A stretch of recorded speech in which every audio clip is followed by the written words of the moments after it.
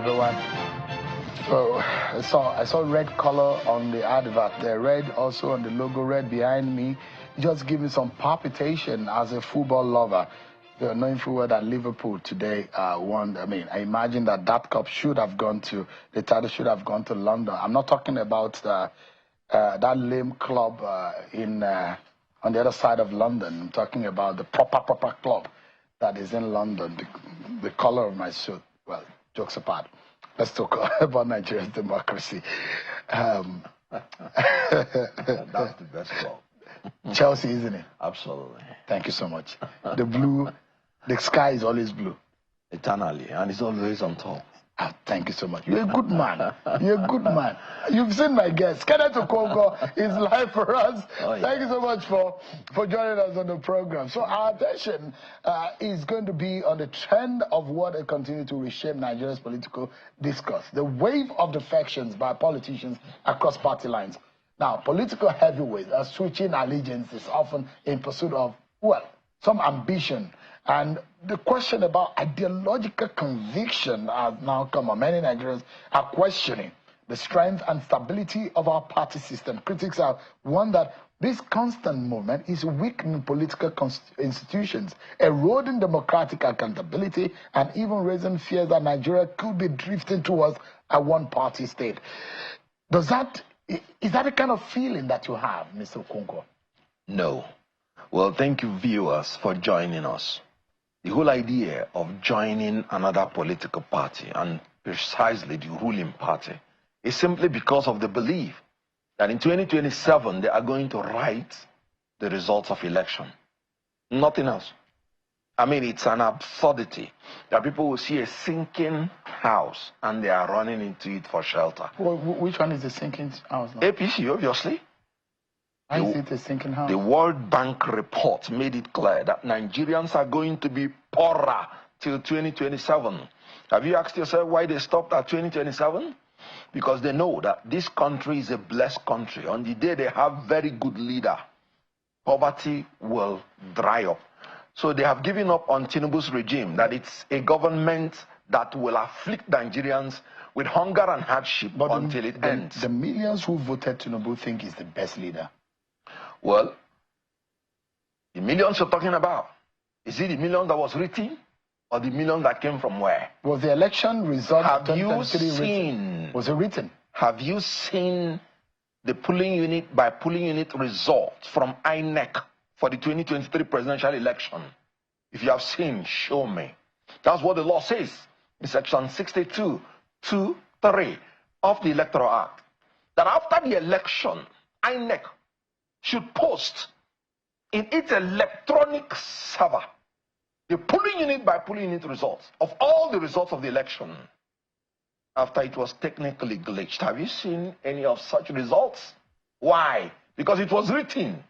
So people are running into a sinking house because they believe there is a magic with which the owner and the builder of the house will use to sustain the house. And that's writing results. So all of the results that Peter Obi got in the election too were written? Now, interesting question. We had 18,008 polling units that we showed from the IREF portal where results were not posted at all. There is no explanation to it till today. Recall that I said that they wrote the results. The result given to Peter Obi was allocated to him. That's written. Go to Rivers State. Who did? Go to INEC. Go to Rivers State. But the court says the court says otherwise. No, the court is not telling you they wrote or they did not write. The court is telling you you did not produce the evidence to show substantial evidence that even if you bring the ones they wrote, that it could change the system. Where will you bring the evidence? When INEC, the only institution that is in custody of such document, refused to bring it out. We were in the court. We subpoenaed them many times. On what basis did they, I mean, according to you, did they allocate the result of Peter Obi having over 90-something% of the vote in some part of the Southeast and it has overwhelming result beating the incumbent, the president at the moment, who is also from Lagos State. He beat him very well in his own state of Lagos. According to the is that also the part of the plan? According to the PDP spokesperson in Lagos, he said we won by almost 1 million votes, not by Labour, in Lagos. So the mere fact that they reduced it to 10,000 difference tells you it was still written. Where is the polling unit by polling unit results of Lagos State election? And the law is that it will be unmutilated. All the results I saw in 2023 are mutilated, you could see. Majority of them. So it is either you are allocating somebody's result or you're removing some result from his own. What were your agents looking at when this was going on? Because I imagine that you should have agents as a party across all of the polling units, the thousands of polling units across the country. Yes, that is what it ought to be. And even the Electoral Act recognizes that all the parties will not have the resources to have the agents in all the polling units. And that's why the law always uses the word may.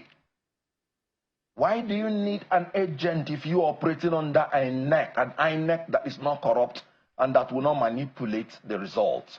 It's not the duty of political parties to organize elections. INEC took 400 billion naira to organize election in Nigeria and came out with no results known to any human being. So you started this conversation by saying the only reason why those who are defecting or moving to the APC are going is to guarantee that the election will be written in their favor, 2027. I mean, can you say that of Delta State, for example? Because Delta State is traditionally, from 1999, no other political party has been able to beat PDP in Delta State. So could there have been a threat that PDP would have lost Delta? Because it's the old structure of the PDP in Delta that has moved to the APC. First of all, PDP from 2015 has not been able to play effective opposition. And the reason is very clear. In 1999, PDP trained itself to be only the ruling party. And they forecasted they were going to rule for 60 years. So the leadership being terminated within 16 years took them unawares and did not prepare them for the onerous task of being an opposition party. So they became a stomach infrastructure party, and stomach infrastructure party cannot be effective opposition coming to Delta State. And that tells you what I say, that Nigeria can never be one-party state. I'll give you the analysis of Delta State. Recall that Senator Ned Nwoko said the only reason he wanted to go to APC is because he has a lousy governor who does not know his left from his right and who has broken all the agreements that they had. And then he said he would want to move to APC where the light is shining. Recall, there is one Omar Agege who loves to be the governor of Delta State and who has been grooming the APC and welcoming people into their fold. Recall that there is a Festus Keyamo who is not really a fan to Omar Agege. And then a governor from nowhere, from PDP, carrying all the people from PDP, moving into the same APC. Can you now see strange bedfellows? Will Ned Nwoko go and now bow to him? Because automatically he has become a leader of APC, even if he has been there for 24 hours. Recall that Festus Keyamo, the first tweet is to my leader. So, Oborowere now is the leader of APC in Delta State. Will Ned Nwoko now go with his heart to go and bow and fall for him so that in the next election, the governor will support his senatorial ambition? Will Omo Agege pocket his gubernatorial ambition because another leader has come in and may be given the right of first refusal? This is going to implode. We had such a situation in 2019 in Imo State, where Rochas Okorocha wanted to put his son-in-law as governor. And APC did not like such scenario. They went and picked Uzodinma. And Okorocha went to AAC and said it was a strategic alliance, it's not anti-party. And in the gubernatorial election, he was not supporting his party, he was supporting AAC. That made PDP to win at the first round before the judicial intervention. So you will expect that APC will implode. That is for sure. You will hear the rumor. Of course, before you hear wars, you hear rumors of wars. Today, it is about rumors of wars. Tomorrow, it will be wars. You recall that the special advisor on political affairs to the presidency, Baba Ahmed, resigned and retired from the government of APC.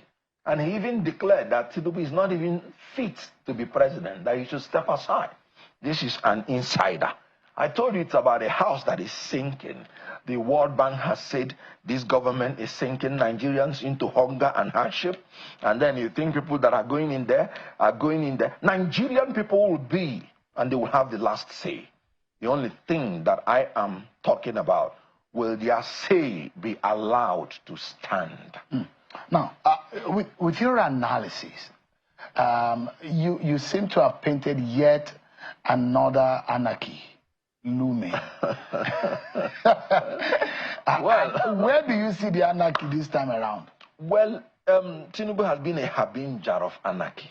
What do you mean? Look at in Lagos State. Is that not too heavy to say? I always bring you facts. Look at in Lagos State.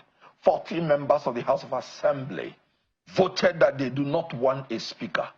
Of course, in support of the governor, because the elected female went in and solidarized with the governor, who reciprocated. And only one man, Tinubu, gave the instruction, no, I want Speaker Obasa to remain. And one vote, one veto vote was superior to 40 votes of the House of Assembly. What is that? That's anarchy. Absence of authority completely in the legislative house. But the court has said, or the court seems to have supported that position. What? The court in the state. Good. What do you think the court would have said? They said the process that led to the removal of Obasa, yes, was illegal. Good. What I want to tell you, and I don't want to delve into law, respectfully to the decision of the court, the speaker is holding the office at the pleasure of the members of the house. So if the house members didn't want Obasa, they didn't want him. So it was not the voice of the court that restored Obasa. As you know, Obasa had already been restored before the concurrent speech from the court. So the court issue is out of the way. Obasa was reinstated by the words of Tinubu, not by the court's decision. So that's by the way. So you're talking about the national executive, the national legislature, exactly the same thing that he did in the state legislature. Let me ask you. So what do you call that? You have moved from the Labour Party. I resigned from the Labour Party, absolutely. So you're a floating politician now. Well, I wouldn't want to use the word floating. You know, I always tell people I don't defect. I resign. And then I take time to analyze and study the situation before making my decision on the next move. My next move is that I have said that you do not go to challenge an incumbent in an election without getting your house organized. And my next move is that I am saying there should be a coalition of all the opposition forces. Let whoever is interested in contesting for the presidency come and contest for the primary election. But is that feasible from what we are seeing? Well, Atiku says he wants coalition. PDP governor says they don't want coalition. Labour Party said, well, they are open to, I'm talking about Julius Abure, Labour Party said, they are open to coalition. Peter Obi said he's not doing and he's not coaliting with anybody. Well, first of all, let me say, there's nothing like Abure faction. There's a Labour Party Abure. Whether it's a faction. The Supreme Court has ended it once and for all. According to the judgment of the Supreme Court, it said the judgment of the trial court, the Court of Appeal, that recognized Abure as the chairman of Labour Party is hereby set aside. That ended anything about Abure. And let me remind you, Abure had a cross appeal in that Supreme Court which was found to be lacking in merit. And the appellant in that Supreme Court was Senator Nenadi Usman, and the Supreme Court said this appeal is meritorious. And the Supreme Court made it clear. They told Abure to his face, when your tenure expires, go in peace and leave the party alone. The status quo of the Labour Party before going to court was that INEC had said that your tenure had ended by a fraction of time and you did not organize any convention known to law. That was the status quo. Abure went to courts for courts to recognize that he is still the chairman. And Supreme Court said, no, you cannot, Abure, you cannot use the courts to force yourself on Labour Party. If Labour Party says you're not the chairman and your tenure has expired, go in peace. What they are doing now is Iruefi. In Igbo land, we say Iruefi, you know, in the face of a cow. Anything you do to a cow, you know what the cow will do? Let me warn. Cow brain, cow talk, and the same one, and the same one, Mr. Okonkwo, yeah. Those who say it doesn't look like the opposition is getting its act together, and it annoys me as a journalist, where you think that the opposition should play a very critical role in our democracy, because the role of the opposition is very critical. And the civil society organization has its role, the media has its role. These are four legs in a democracy that makes democracy thrive. But unfortunately, our opposition in Nigeria seems to be self-serving and not looking at the bigger picture. And there are those who want and say, look, the manner in which the opposition is going about it and not organized, it will allow for an easy ride of the party in power come 2027. Don't you think that is what it's looking like? Before the opposition start blaming that they wrote results. Let me first of all align myself with your submissions as to the state of the opposition parties. They failed from day one. They did not even wait for day two. As long as Tinubu's government is concerned, opposition parties failed from day one. Have you ever seen world over, where in searching for the leadership of the National Assembly, every opposition person is raising his hand, endorsing the candidates that the president personally selects for the National Assembly? I remember we had a meeting in Labour Party then with the elected House of Rep members. I advised them. I said, look, if you want Nigerians to take you seriously, when you go into that house, if the ruling party brings out anybody for you to vote for, reject that person. If you don't know what to do, bring out one of you. And if Nigerians can count that 34 of you voted for that person, they will be satisfied that you're playing good opposition. Now, the 2027 election is going to be between the Nigerian people and APC. There is nothing like opposition party. I am telling you the truth. I've said it before that PDP is a servant of servants. I said it that LP under Abure is a house help of APC. Is it not happening? So the issue here is that the whole idea of democracy is not government of political parties. It's government of the people.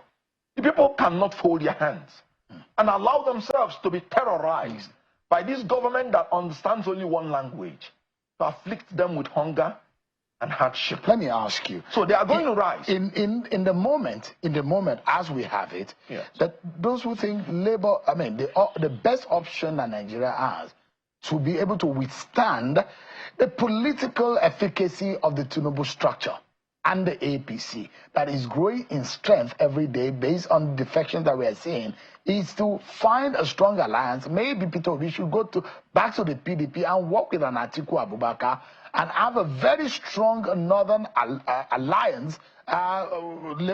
Peter Obi coming from the south, before you can confront a Bola Tinubu or the APC in 2027. Do you imagine so?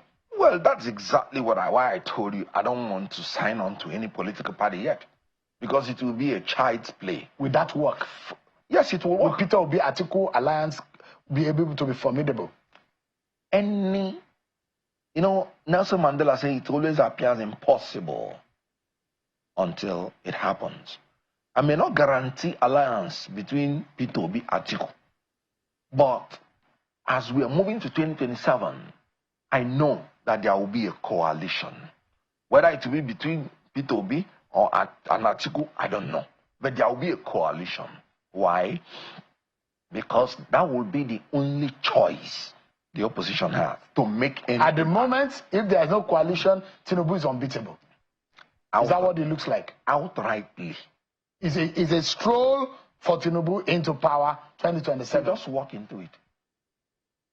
Can Peter Obi beat Tinubu if he has a strong northern pair? No one single candidate can beat Tinubu alone, by whatever name you are called. And the reason is this. In Nigeria, we have entered into the unfortunacy that you will not only win, but you have to secure your victory. So you need the elites to secure your victory, even if the people vote for you. So if the elites come together like they did in 2014 to confront Jonathan in 2015, they were able to secure their victory when the people voted for them. If they were not together, they wouldn't have been able to secure their victory. We have 30 seconds to go. What would be your biggest advice to Nigerians tonight, considering the defection that we see and opposition politics and our democracy? What would be your biggest advice ahead of 2027? My biggest advice is that Nigerians must not despair. Sovereignty in a democracy belongs to the people, from whom every government derives its authority and powers. Hold your government accountable. Hold INEC to the Electoral Act that they must organize free and fair election where your will determine who governs you. Do not. We don't have any other country. Don't mind political parties or politicians. You can say, we want this person, we want this party, and your will be done. All right.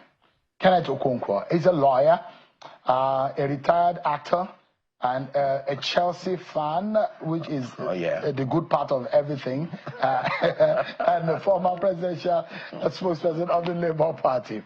Thank you so much indeed, Kenneth, for coming on to the program. Thank you.